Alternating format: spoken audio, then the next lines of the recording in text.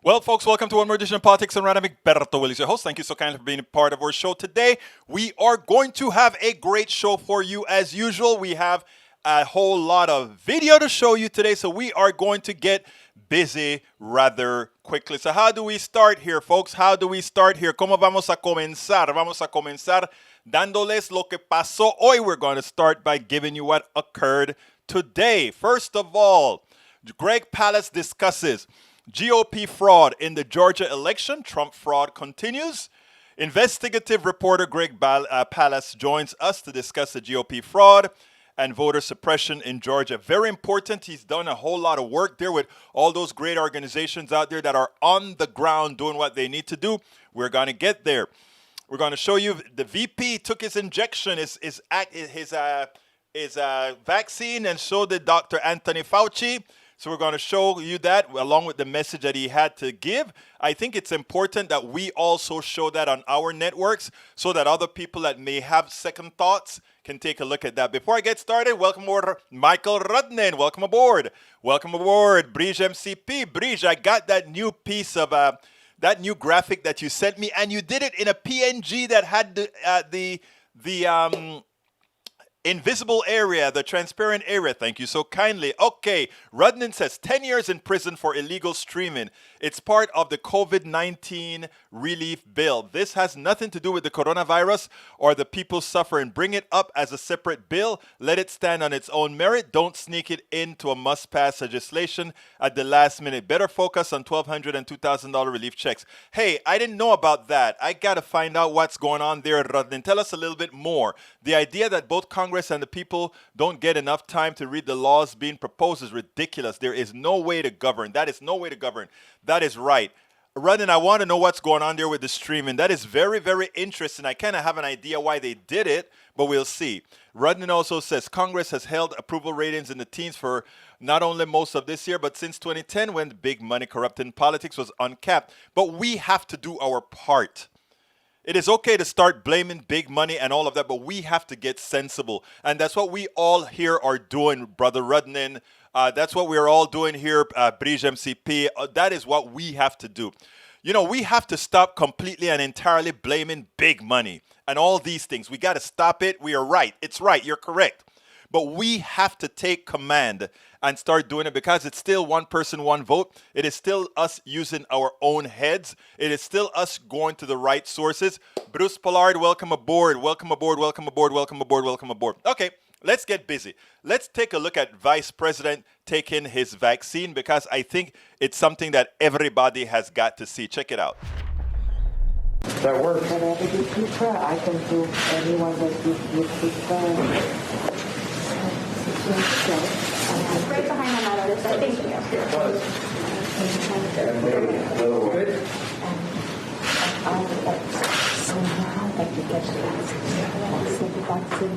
All right. Are you ready? I'm ready. Okay. I'm ready. It's incredible. Everybody kept up the thing that they need to do, so that's good. All right. She's from Cameroon. You ready? I'm ready. Okay. Got it up higher? Today. All right. There you go. Would you like me to count to 3? No, you just go ahead. Anytime you're ready.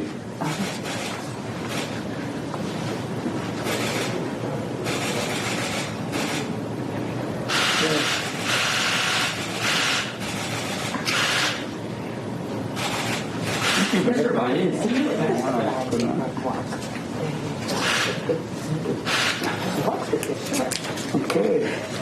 So look, what I want to say is we owe these folks an awful lot.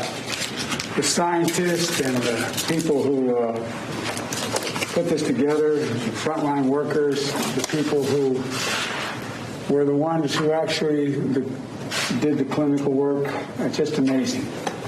And I wish we had time to take you through the whole hospital to see how busy and incredible you all are. And we owe you big.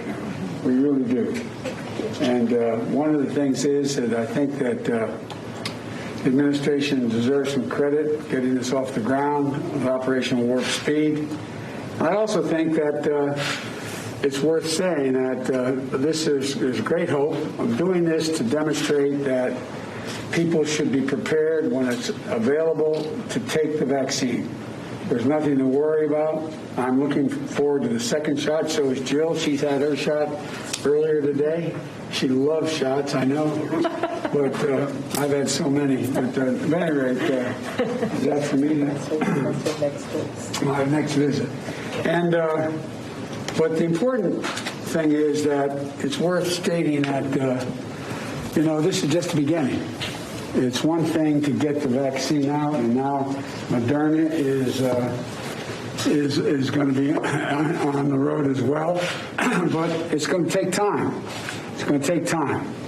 In the meantime, I know I don't want to sound like a sour note here, but I hope people listen to all the experts and the Dr. Fauci's on, talking about the need to wear masks during this Christmas and New Year's holidays, wear masks, socially distance, and if you don't have to travel, don't travel. Don't travel. It's really important because we're still in the thick of this. It's one thing to have the vaccine show up at a hospital. There's another thing to get the vaccine from that vial into a needle, into an arm. And there's millions of people out there that are going to need this, frontline workers first. But I just want to thank everyone for all that they've done. There's some real heroes, and you're among them. Thank you. Yeah, and here is Anthony Fauci. Many in our nation are saying, if Dr. Fauci gets the vaccine, I'm going to get the vaccine. So tell us a little bit of why it's important. Well, for me, it's important for two reasons. One is that I'm an attending physician here on the staff at the National Institutes of Health Clinical Center, and so I do see patients. But as important or more important is as a symbol to the rest of the country that I feel extreme confidence in the safety and the efficacy of this vaccine, and I want to encourage everyone who has the opportunity to get vaccinated so that we could have a veil of protection over this country that would end this pandemic.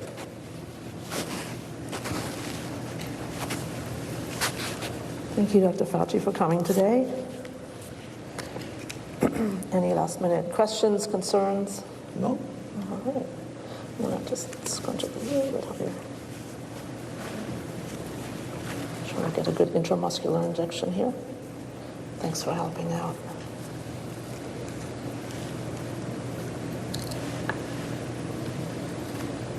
And pinch.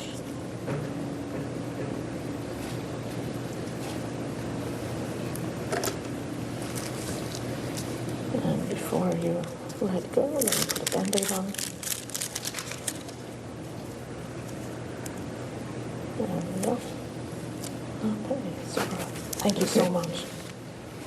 All right, Dr. Fauci. Thank you.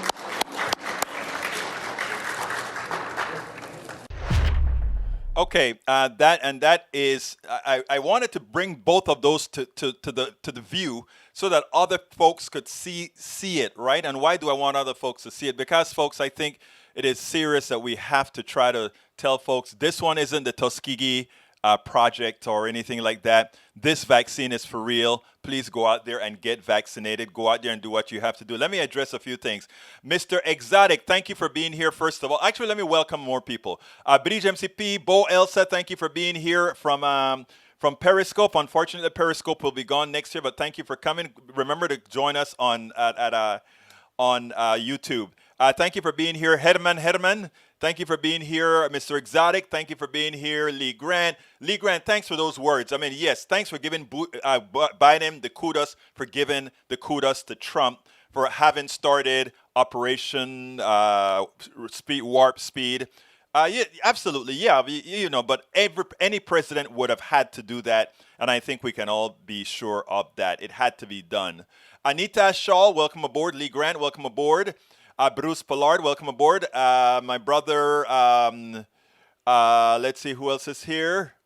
Para ver. Oh, mi hermano, Norman Reynolds, welcome to Politics Done Right. Deborah John, welcome aboard. And everybody else, if I missed you, I'll catch you on later. Deborah, John, Egberto, what about mobilizing, forming our own agency to conduct investigations on these politicians, especially with these trillions of dollars in stimulus?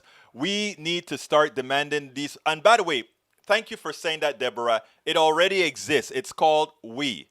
And just like we can do our own investigation research or whatever, that is what we do. Anyhow, I want to address something here because MK, kind of disputes whether there's voter suppression. You'll hear Greg Palast talk about voter suppression, but just as a side fact, if you had 11 polling places open in Cobb County was a Republican county that went for Biden, and what you did was shut down 6 of the 11 and made sure that the 6 that you shut down were in minority community, people of color communities, and the ones that you kept open were far away in wider communities. That gives you an impression that there is some sort of voter suppression there. But we can also talk about having cars. Those people who live in the cities, many people in the cities use transportation by bus. Many people living in rural areas, they travel by car. Now, to have your registration dependent on having a car registered, that is also a form of suppression. We can go over and over again. Now, when it comes to you stating that, they're voting to decertify election, no crackpot group is going to work on attempting to get the election decertified. It's over. The only reason they're keeping this alive is to suck some more money out of you, Mr. Exotic. That's why they're doing this. Bam, bam. They want to suck more money out of you as long as you think there is a possibility that your Führer can win. You are willing to keep giving money and money and money to Trump. And as I'm going to show you right here in the next video, a lot of that money is not going to where you think it's going. It's going into your Führer's pocket because he has always been a thief. He has always been a thug. He has always been a criminal. He has always been all those things. Crook. All those are good descriptions of Trump. It's codified, it can be proven, and it will be as well. But anyhow, here is the proof of how little, first of all, your sources of information, how little they think about the people, our brothers and sisters on the right. Check this out. Do you want proof that Fox News and all these right-wing stations care nothing about their watchers, those people their viewers? They really don't care. It's about do as I say, but not as I do. Check this out, and then by Chris Hayes, and let's take it on the other side. For the past 9 months or so, Rupert Murdoch-owned media entities have, by and large, waged a war against public health and the scientific consensus on containing the coronavirus. On Fox News and elsewhere, they've been playing down the virus and peddling just outright lies and pushing junk science and elevating cranks, all of which has tangibly, materially contributed to behavior that has made the pandemic worse. And what makes it all the more infuriating is that, as we have noted, while Fox hosts have been dismissing the experts and suggesting lockdowns don't work and ridiculing people that avoid the office and follow public health guidelines, many Fox News employees have been working remotely, literally at the same time. And so now we arrive at the question of the vaccine. And last night, one of Rupert Murdoch's minions went on air to coyly just ask questions and rail against the offensive pro-vaccine propaganda that's been propagated by all corners of the media and the elite consensus that you should get the vaccine. Quote, on the question of the coronavirus vaccine, our leaders are definitely not pro-choice. Their view is do what you're told and don't complain. Of course, no one is actually telling you what to do. The vaccine is voluntary. In fact, that's literally the reason there is a public relations push to get people to get vaccinated, to persuade them in a free country precisely because it's not legally required. The notion that there is something nefarious and suspicious about people like Mike Pence encouraging you to get the vaccine is, of course, nonsense. Of course, this is the same person who questioned whether lockdowns work, when literally the reason lockdowns work is the germ theory of disease, which it's safe to say is settled science. I mean, if you don't believe me, just look at what happened in Europe, where the second wave slowed last month after new lockdowns. But of course, all this contrarian posturing is just chum thrown into the water for ratings they can then monetize. It's not meant to be real or serious advice. In fact, Fox News' own lawyers have argued that this particular Rupert Murdoch minion is not a provider of the news as we know it or facts as we commonly understand them, and his audience knows this. Just a remarkable thing for your own attorney to say about you. And so, given all that context, it is not surprising that 89-year-old Rupert Murdoch himself, who of course at that age is high risk, took a convoy of Range Rovers to get his vaccine on Wednesday via the British National Health Service, the socialized medicine provider of the UK. Murdoch even thanked essential workers and the staff of the National Health Service, an institution that is held up as this absolutely demonic specter by Fox News and American healthcare debates. And Murdoch also strongly encouraged people around the world to get the vaccine, precisely the kind of groupthink tyrannical propaganda his network was railing against. It is amazing, isn't it, that they're doing the right thing. The Fox News people, they're staying home when they needed to. They're getting their vaccines. They're doing all the things that they're supposed to do, but they're implying to their viewers not to do it. And the cynicism of all of this, it's several reasons, right? One, it's to keep them working at all costs, whether it costs them their lives or not. Let's make sure that the masses don't fear this COVID thing and make sure they go to work. That is the right-wing way. That is the plutocratic way. That is how things are supposed to be. The other reason is, if you have all these conspiracy theories and things that they're doing, they have control of your mind because they know whatever they say, you are there to listen. Folks, this shows they thinks little. If those of you who are on the right listening to this, they just show their contempt for you. They just show that they mean little to you. They just show that they don't care about you. So why not? Why not? Start thinking about what is right for you and not what is right for them to make a buck. Absolutely. Stop thinking about what's right for them to make a buck. Now, I think voting shouldn't be a zero effort. Voting should be, there's nothing in the Constitution, of course, or in no Constitution that says we need to put a certain level of difficulty on voting so that low information voters don't vote. My context is that most right-wing voters, except for the wealthy ones who have a reason to vote right-wing, are low information voters. They don't understand how healthcare works. And I really honestly, I'm not trying to be condescending. I'm just saying if you understood how healthcare work, you'd understand that private healthcare is nothing more than choosing which plantation you want to live on for your slave master to decide what's best for your healthcare, as opposed to Medicare for All, which allows you to choose who will provide your healthcare. If you weren't a low information listener or voter in the right, you would know that. If you weren't a low information voter, you'd understand that capitalism in the form that we practice it is really biased towards those who have capital, and that if you have to ask yourself, why is capital more valuable than humanity? Why is it that whenever we want to pass laws that affect anything financial, the first question isn't, how does this affect humanity? The first question is, how does this affect business? There are a lot of things we have been taught to think. It's low information because it means we hear somebody say it and we don't go ahead and do any further research. Now, granted, left-wing voters, we have low information left-wing voters as well. But you know what they say, a clock is right twice a day, right?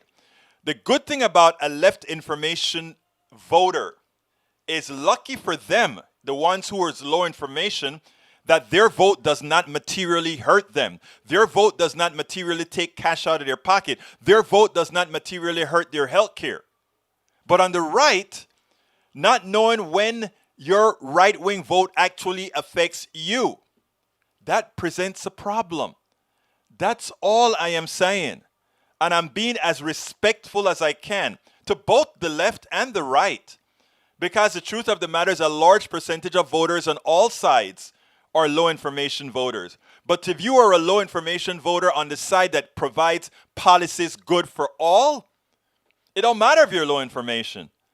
But if you're on one side that hurts people, that even hurts you, then that is a problem. Anyhow, if you want to see how the right wing has allowed Donald Trump to just use them as a cash machine, check this out, and then after this particular video, we'll go to Greg. Well, we'll do my bag, and then we'll go to Greg Palast. Check this out.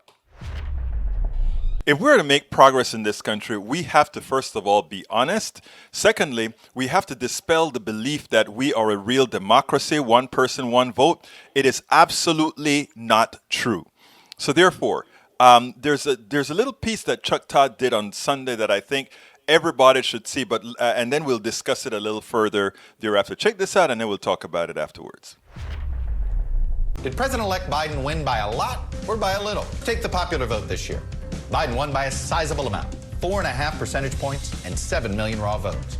And as we noted here, second largest percentage point margin since the year 2000.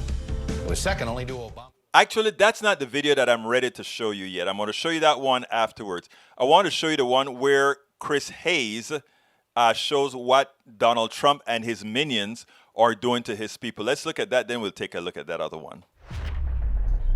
Watch how Chris Hayes deconstructs how Donald Trump and his minions are ripping his people off, taking their monies and doing God knows what with it. Well, we know what some of the money is used for.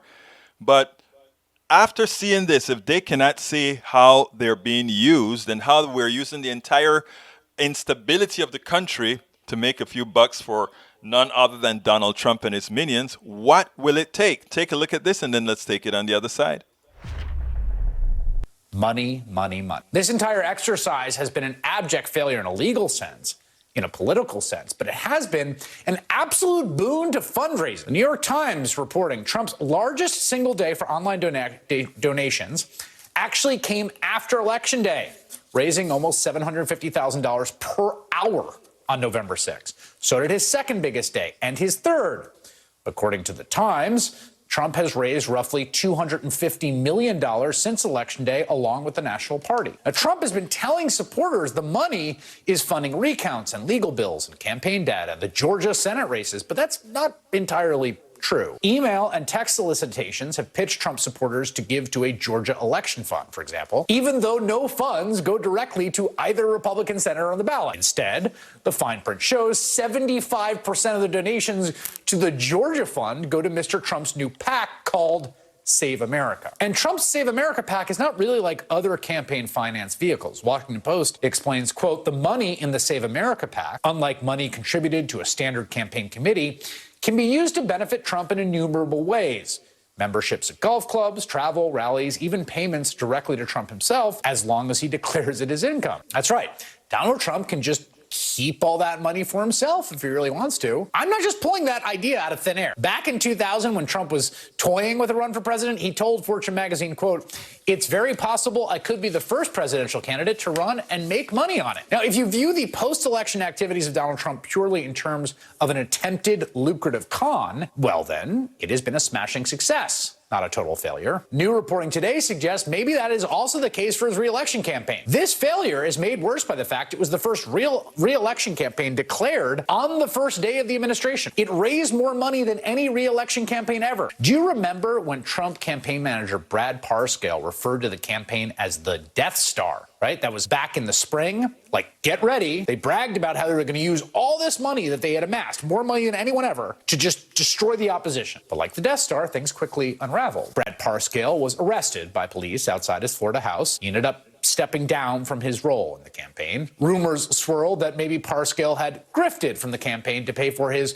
$2.4 million waterfront house in Fort Lauderdale, Florida, a pair of $1 million condos, a brand new $400,000 boat, and another $500,000 in luxury cars, including a Range Rover and a Ferrari. So the Trump campaign raised more than $1 billion for his reelection. And then at some point in the campaign, it became clear, like all of a sudden, the money was gone, leaving the Trump campaign pulling ads in critical states. Remember that? Just before the election, the Associated Press published a story about how Trump plowed through the cash, writing, quote, since 2017, more than $30 million has been paid to firms controlled by Parscale, who was ousted as campaign manager over the summer. An additional $319.4 million was paid to American-made media consultants, a Delaware limited liability company whose owners are not publicly disclosed. The question of where all those hundreds of million dollars went was never really answered. Today, we got an important clue. Business Insider reports, in fact, it was Jared Kushner who approved the creation of AMMC. And when Kushner and others created the company in April 2018, they picked Trump's daughter-in-law, Lara Trump, to become its president. Not just that, Vice President Mike Pence's nephew, John Pence, as its vice president. That's a nice job for a nephew. Trump campaign CFO Sean Dolman got chosen to be the treasurer and secretary. Now, according to the report, that same shell company, they spent $617 million, almost half of the campaign's $1.26 billion war chest. That's a lot of money. That's a lot of money. $600 million going through a shadow LLC. Come on, people. Can't you see what your money is being used for? $2.5 million homes, Land Rovers, and all. Come on now. That is what it's all about. The politics is just the raw material, and you provide the money. It should be illegal to do stuff like this. But you know what? If you continue and want to be gullible, why not take advantage? And that is exactly what Donald Trump has done to all of the 74 million people who's voted for him. Now think about that. $617 million passes through Trump's son-in-law, Kushner.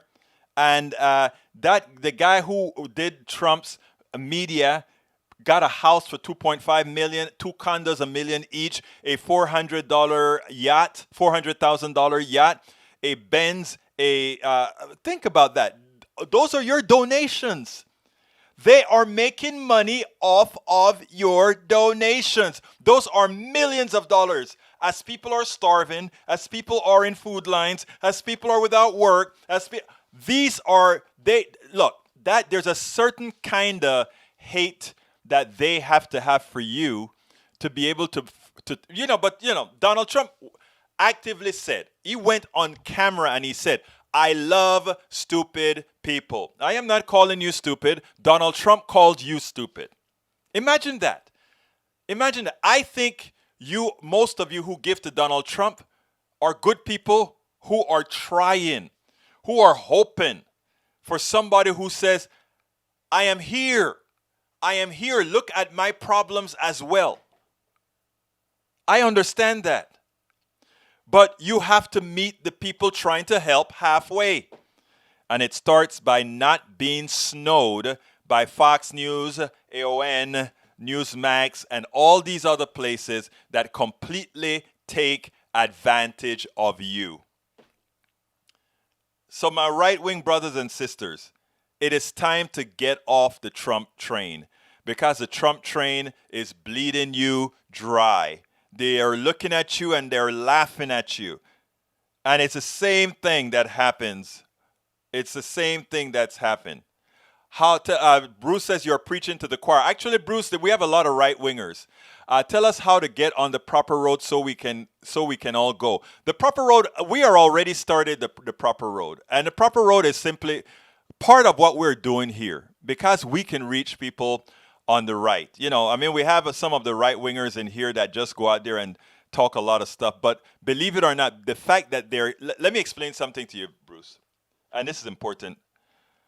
When we have a lot of people in the right on our Facebook page and elsewhere, because we get a taste of their circle, of their sphere of influence, this also gets into their sphere. It just happens to be how social media works. So just being here, supporting our program, making sure we are here is very, very important. So I thank all my right-wingers that are here, my left-wingers that are here, everybody that's here actually make a difference. Now, we're going to have tasks later on, but we got to try to win Georgia first. Anybody who can provide phone handling in Georgia, call the Democratic Party in Georgia and help them out. You can actually provide some assistance there. Okay, before I forget, anybody who's on YouTube or not, please consider clicking join, become a member of YouTube, our YouTube posse. And our good friend, Bridge MCP, made us a new poster. Here it is on the screen. She says, Politics Done Right with Egberto Willis. Donate, support, subscribe, join the PDR posse. Thank you so kindly for that that meme there that you did for us, Bridge MCP. I appreciate that so kindly. Okay, folks, please go ahead and click that join button. If you are on YouTube right now, become a new member. If you're not on YouTube right now, there are other ways for you to join our posse. And the way to join our YouTube posse is simply to go to politicsdoneright.com/YouTube. Again, that is politicsdoneright.com/YouTube. Click on that, become a part of our YouTube posse. Thank you for that image. I love that image that you did. Now you can also get my book. It's called It's Worth It: How to Talk to Your Right-Wing Neighbor Friends, all that good stuff. That's the link on there. But if you want to, that's the Amazon link. If you want to eliminate the middleman, go directly to our store, politicsdoneright.com/store, politicsdoneright.com/store. Of course, we accept PayPal as well. Please consider supporting us via PayPal, politicsdoneright.com/PayPal, politicsdoneright.com/PayPal, or our Patreon, which is politicsdoneright.com/Patreon. Patreon is spelled Patreon, politicsdoneright.com/Patreon. Those are all the ways that you can support us. Make sure that we are a part that you can help us keep this stuff going. This is actually a pretty expensive endeavor. Pretty when you take up all that we have to do. So I do support whatever support you guys can provide to make sure and invest in a program that you know is going to make a difference. And we have a lot of you right here, right now, that I owe so much to for making sure this program stays alive. You guys are wonderful, wonderful, wonderful. Now to continue, let's go ahead and listen to Greg Palast. Greg has a whole lot to say. And then it seems like I'm going to have to leave the center-right video for the next time around because we're running out of time. Here you go, Greg. Welcome to one more edition of Politics Done Right. I'm Egberto Willis, your host. I'm here with Greg Palast. Everybody knows who he is. He's the guy that's doing that big fight in Georgia right now. He's suing the state. Greg Palast, talk to me about what's going on in Georgia right now. Give us an update. I know there's a hell of a lot going on out there. Okay, yes. Back in September, I did an investigation with my team. You know, I usually work for media outlets like the Election Crimes Bulletin, which you have on Pacifica Network, Democracy Now!, Guardian, etc., Rolling Stone. But this time I decided I would work with the voting rights groups. The ACLU issued a report of mine saying that 198,351 voters were illegally purged, that is, got canceled off the voter rolls of Georgia before the general election. This is a story that the big media didn't cover. Now, supposedly Biden won squeaked by just 12,000 votes. But you have to understand, they shoplifted a couple 100,000 votes from Biden and the Democrats. That should have been over with. But what happened was we went into now a Senate runoff, and for those who don't know, if whoever wins the 2 Senate seats, which are up for grabs in a runoff, which will be decided January 5, though early voting has started, whoever wins that will control the United States Senate. So if the Republicans win, Mitch McConnell has been reelected. If the Democrats win, he's going to be, I guess, getting some of that COVID unemployment payout. So a lot is at stake. So as a result, they've cranked up the Jim Crow. They've cranked up the attack on voters of color. Now they got to get a lot of voters of color because as of this year, according to the census, Georgia's become a white minority state. A lot of that is because of a massive increase in the Hispanic and Asian American population of voters. So they're going after, by the way, not just black folk. It's not just Jim Crow. It's Kim Crow going after, Asian Americans, and Jose Crow after the Hispanic vote. Now, how are they doing this? Well, I just told you that they're removing 200,000 people, but there's other tricks, and I'll get into the suit in a minute, but I want to tell you a couple of other tricks. By the way, if you're wondering, I just got back from Atlanta from investigating, working in Georgia, coming home for the holidays. I'll be back on the ground there for the election. Now, I was in Cobb County. Now, where's Cobb County? It extends out from Atlanta, and I understand Cobb County is considered GOP territory. They elected Newt Gingrich several times. they were stunned, the Republicans that control the county, when Joe Biden won Cobb. So they went into full panic. So what did they do? One of the reasons Biden won is that they had massive turnout in early voting, a record turnout. People, but not just mailing in their ballots, because the African-American voting rights group said mailing in your ballot is dangerous stuff. You're handing someone who doesn't want your vote to count every excuse to knock off your ballot. Like you don't have a return address, you leave off a middle initial on your return address, that type of thing, you will lose your vote. So people stayed in line to vote, and that's how Biden won Cobb County. So what did they do? They had 11 early voting stations in Cobb, and they simply closed the 6 that were in African-American neighborhoods. It's just that raw. They closed 6 voting stations in black neighborhoods and left open the 5 in the white neighborhoods. But I got to tell you, I was in Cobb, so the black population just got in buses and cars and anything that moves, scooters, you name it, bicycles. I kid you not. They were voting. They were moving into those white areas and voting. And I got to say, and by the way, the turnout, every single day, weekday, weekend, doesn't matter. You're seeing massive, massive, massive lines. In the general election, the turnout was a record. And now in the runoffs, which usually have a big drop off, right? In the runoffs, the turnout is even higher than in the general election. People know that everything is at stake. And by the way, that's not just the Democrats coming out. It is the white evangelicals are voting like their lives depend on it. So both sides are jamming the polls. But like I say, they're playing these tricks. They're closing the early polling stations. Crazy stuff. Like one of the other things that the Palast investigative team uncovered was what we call no car, no vote. They've passed a sneaky little rule, which we caught, that said if you don't have a car registered in Georgia, your voter register, if you can't register to vote in Georgia, they can challenge your voter registration. And I say, wait a minute, you have to buy a car to vote in Georgia? Poll tax? Not exactly. And yeah, it would be the most expensive, you're right, Bert, to be the most expensive poll tax in American history, and poll taxes are unconstitutional. So what are they doing? What they're saying is, if you don't have a car registered, well, you might not actually live here. You might be faking it. Well, that's cute. Who doesn't have a car but is a citizen? One, low-income people who can't afford a car. If you're poor and you can't afford a car, okay, you don't have a car registered. Does that mean you can't vote?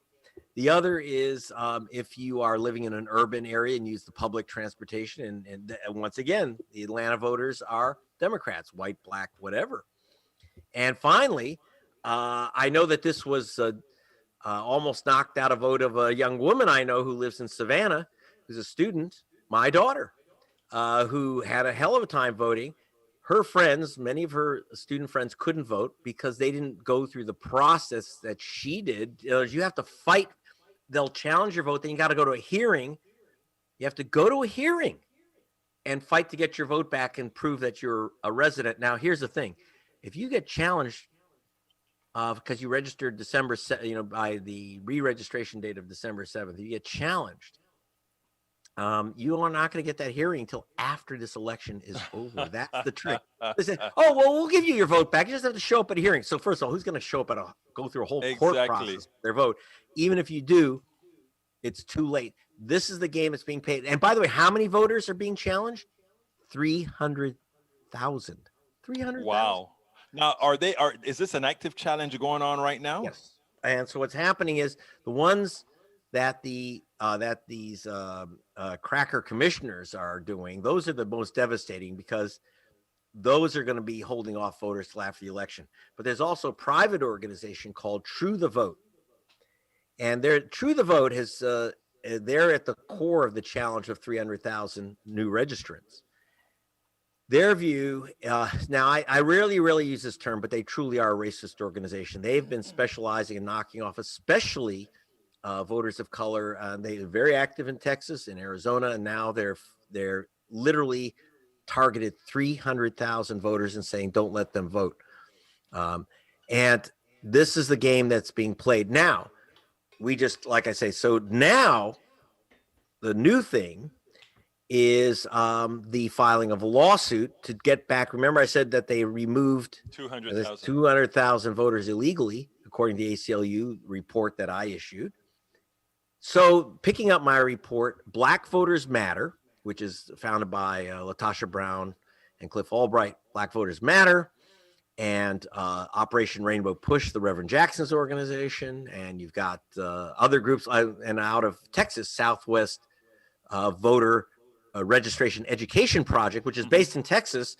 They joined the suit, especially to protect Hispanic voters in Georgia, a big new group. And so we had, by the way, a one-day trial. We had the best voting rights lawyers in America, including, this will be interesting, Fred Gray. Now, Fred Gray, for those who know civil rights history, may recognize that name. He was Rosa Parks' lawyer in 1954 and Martin Luther King's first lawyer. During our trial, he was a lawyer, one of our chief lawyers. He turned 90 during the trial. So, I mean, he's been working. By the way, Right. imagine, it's like you feel like, well, what have I done with my life? When you watch him, we had great lawyers. And so we're going to the trial continues. The problem is that we didn't win an injunction to get everyone just simply stuck. We said, look, this is clearly a list of people wrongly removed. Put them back on. We can't wait for a full trial. They got to be back on now for this election. And the judge said, yeah, the list looks pretty like there's real problems with this purge list. He ordered the state to sit down with us and try to work it out. They've been, they've disappeared. We're trying to chase them around. Then he said, look, they didn't have enough legal notice to give you an injunction. So we decided, okay, we'll give you new notice. So we issued a press release. We're having a press conference. We wrote up a new suit, press conference. We notified the Secretary of State. We got in front of the state capitol, all these big shot lawyers, and then all the TV cameras, NBC, CNN, etc. And we march up the Capitol steps and into the governor's office and past the governor's office to the Secretary of State. And the door is locked. They locked the doors. This is a state office. They locked the doors. They turned off the lights. And here's the cameras rolling. It was like a comedy, So then they put a little tag on the door with a phone number. And of course, it went straight to voicemail. So then we said, I'll tell you what. Latasha Brown from Black Voters Matter said, you know what? They have another office in another building. Let's go see if maybe that's where they're hiding out. So we go over there, all the lawyers, cameras, and they're kind of hiding behind the door was the director of elections. So he said, bang, we slapped him with the new lawsuit. And then Latasha Brown starts saying, when are we meeting? The judge wants you to meet with us. When are we meeting?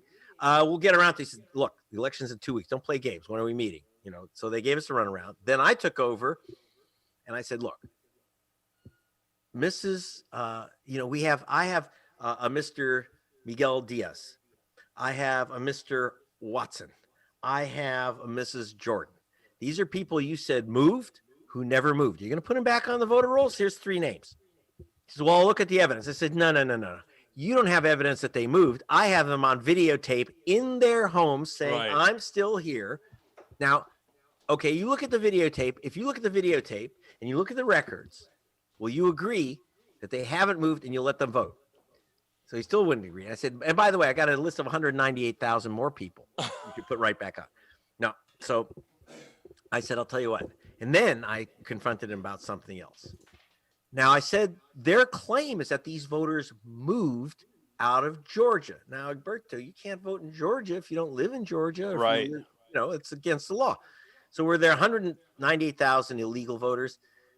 Well, let me tell you, before you remove someone from the voter rolls on grounds that you think that they moved, you have to do something that makes complete sense. Call the post office. You have to contact the post office. Now, here's the deal. God, I sound like Biden. I'm saying, here's the deal. Been around it too long. Yeah. So if you're going to remove someone from moving, you have to check with the post office.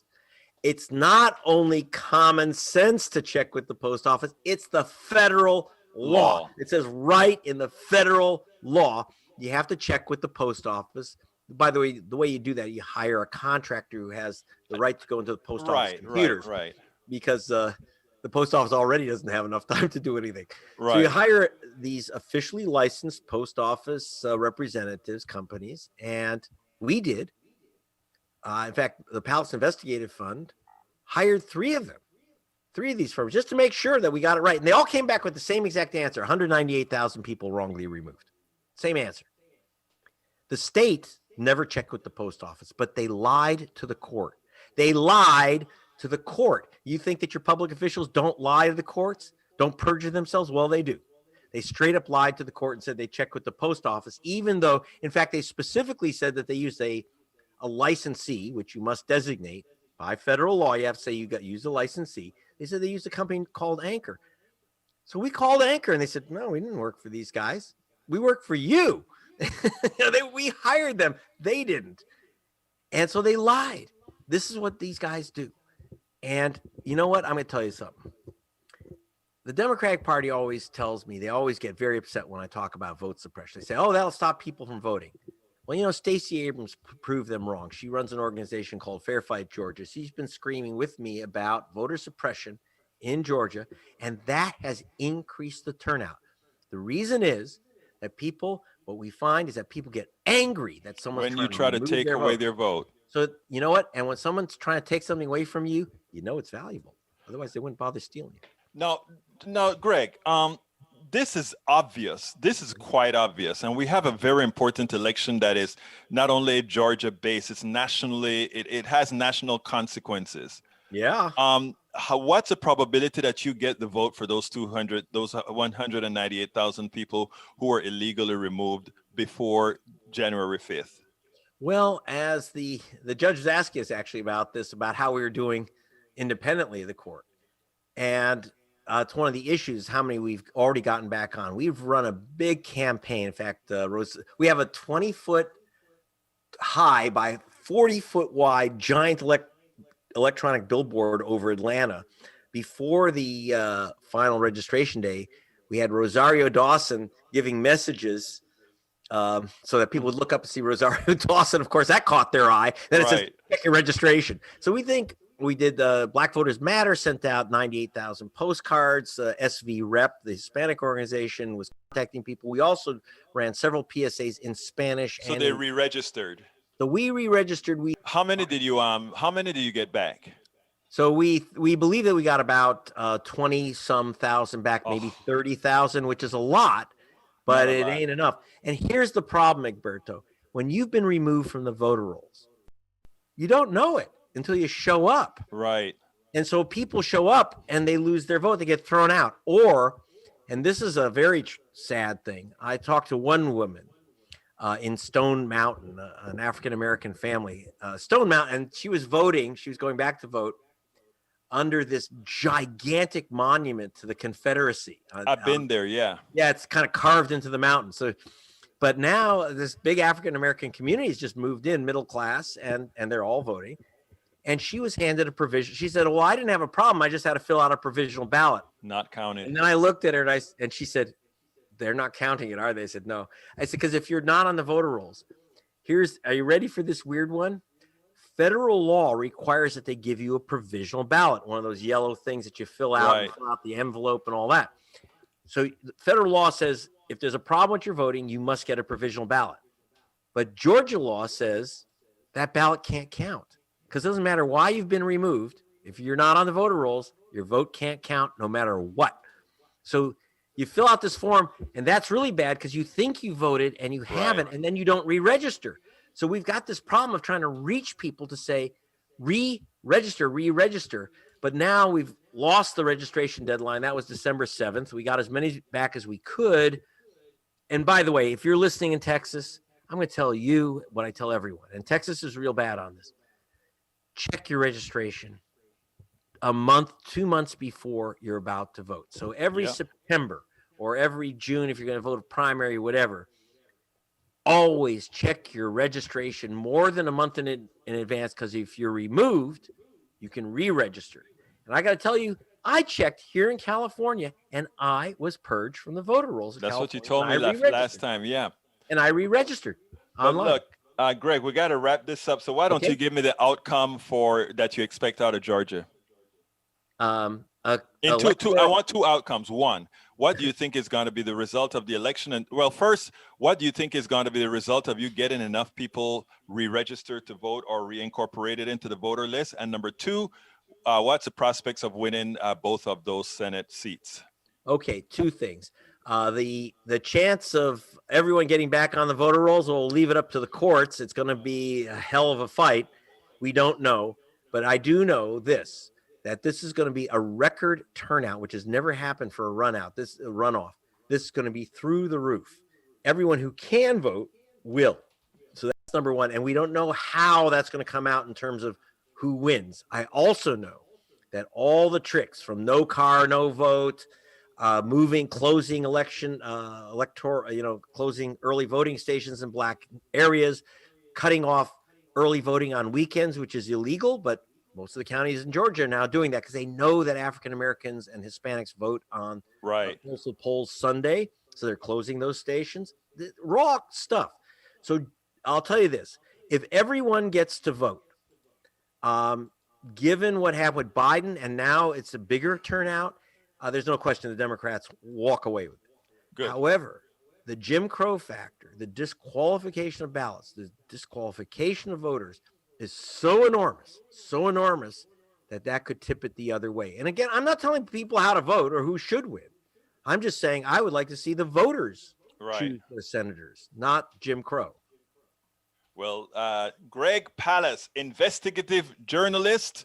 He's been all over the place. The Guardian, Wall Street. He's written for everybody. So, folks, look, keep up the good works. I hope your suit works out perfectly in Georgia, and I hope the outcomes is what we need as a country. Thank you so kindly for having been here with us, Greg. And if you want to catch the follow-up or watch the films that we're making from Georgia, go to gregpalast.com, gregpalast.com, or they're being issued by at Leo DiCaprio. Go to Leo DiCaprio's Instagram story page, and you'll get some of our stories there, too. Very good. Get to his website, folks, gregpalast.com. Thank you so kindly, Greg. Have a good one. You got it. Bye-bye. Stay safe. All right, folks, I hope you enjoyed that. That was Greg. Let me go ahead and start. Let's see, we are at 55. Let me start saluting my folks. Robert Reed, welcome aboard. I have not heard one attractive reason for why blacks should vote in Georgia for those seats. Neither one of those candidates seem to be offering any tangible to black voters. Are there any tangibles that are being offered by the... I want to tackle this because I have two good friends that are with the movement called Withhold the Vote in Georgia. And I'm in complete disagreement with them. You see, because it seems to too many are looking at this. Look, there's nothing special about Ossoff or Warnock that, when it comes to what are they doing for the black voter. That's not the question. It is an independent question, yes. But there are big implications for those two seats. Any black person that does not go to vote for Ossoff and Warnock are doing more harm to black people and everybody else in the country than if they just go ahead and sit out and allow the two Republicans to win. That's a categorical fact. So, I mean, in this game of politics, you have to know when to fold. You have to know when to wait to fight for a better day. And we have to learn that internally, and you have to be a mature voter to understand these concepts, and we must understand these concepts if things are to get better. Look, I was not a Biden supporter. I was a Bernie Sanders strong supporter because of the policies, the egalitarian policies that we want in this country. That's what personally I supported. Well, everybody ganged up on him and supported Biden. And to put it bluntly, black people in South Carolina supported Biden, and they're the ones who took him over the top. I was in complete disagreement. I was in Nevada fighting for brother Bernie Sanders. I was out there and I was fighting hard for him. But when it was clear that the Democratic Party was not yet going to have the egalitarian system, we were going to get Biden, I said, well, I have to be all in for Biden because Biden is where it is now. That's where we're at. Progressives, you want something great, you have to fight for it. You have to fight for it and you have to win. But until you fight for it and win, you have to do the next best thing. And that is what I'm doing. My next best thing was Biden because that's who the Democratic Party picked. And I fight like hell for Biden. I will fight like hell to get Biden over Trump. I will fight like hell to get Ossoff and Warnock over those two Republicans who do not mean well for the average American citizen. Black, white, or otherwise.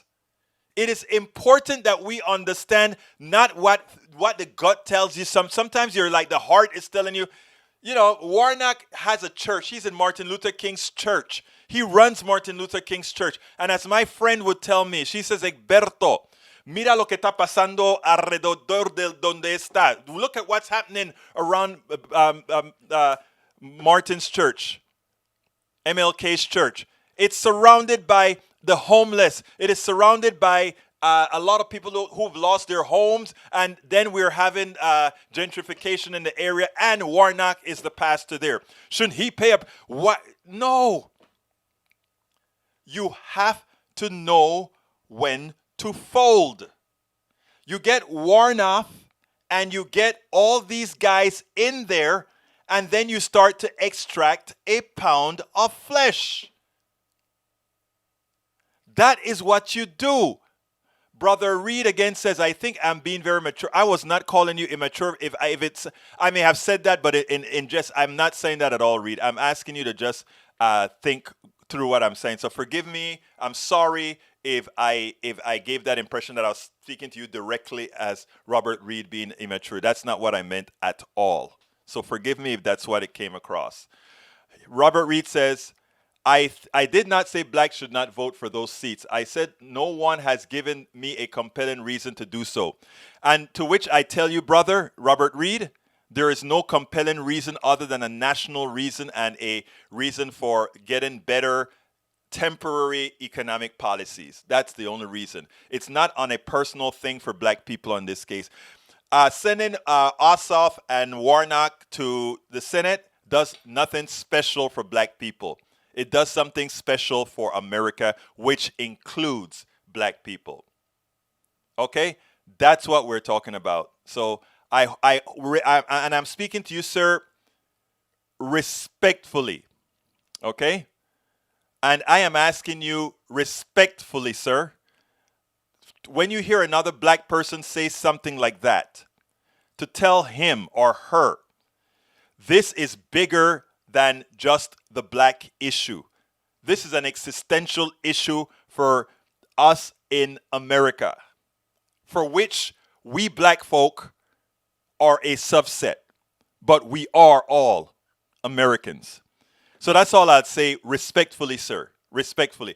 I don't have time to go through all of these things. Robert Cutter, Brother Cutter says that election is not just for Georgia, it's for the entire country and could be argued the world, especially when you are so right, sir. You are so right. And I think deep inside, I think that's what Robert was telling me when he says, I did not say blacks not to vote for those seats. I said, no one has given me a compelling reason to do so. Well, I think that compelling reason is there, sir. And AVQ, thank you so kindly. Look, brothers and sisters, thank you for being here. Please consider going to my to get in my book. I got to do this real quick because I got to keep the lights on, folks. Please consider getting my book at Amazon. I just put the link in there. If you want to cut out the middle person, please consider going directly to my store, politicsdoneright.com/store, politicsdoneright.com/store. Please consider also supporting us via PayPal. That is politicsdoneright.com/PayPal, politicsdoneright.com/PayPal, as well as our Patreon, politicsdoneright.com/Patreon, spell Patreon. I appreciate you. I thank you. I know there are other places you could be, but guess what? You're here with me. Love you all. You know, I got to get out of here. My name is Egberto Willis. This is Politics Done Right, and you know how I end this, baby. I am what? Out! We spend a lot of time deconstructing the news, trying to parse it into a form that everybody can understand. We try to find those little nitpicks where it flies above the fray, etc. If you really like these videos that we do, I want to ask a big favor. Please go ahead. Number 1, subscribe to our channel, and number 2, please join if you can. Thank you so kindly for watching. Keep watching. Please remember to share. We must populate the entire internet with our progressive message, a message that we know is what most Americans say that they want. So help us, please join.